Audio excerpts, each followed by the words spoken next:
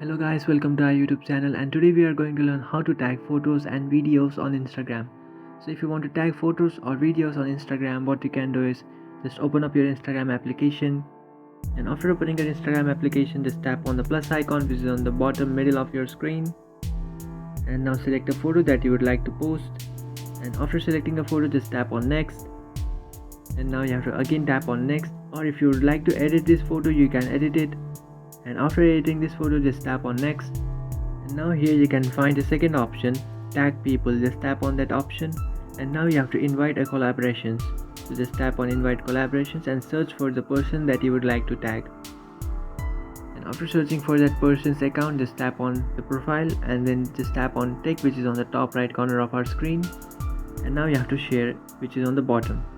Just tap on share post. Now you have successfully tagged that person the post that you have just made. So this is how to tag a post on TikTok. If you find this video helpful, don't forget to like and subscribe to our channel. If you have any doubts, feel free to comment below. Thanks for watching.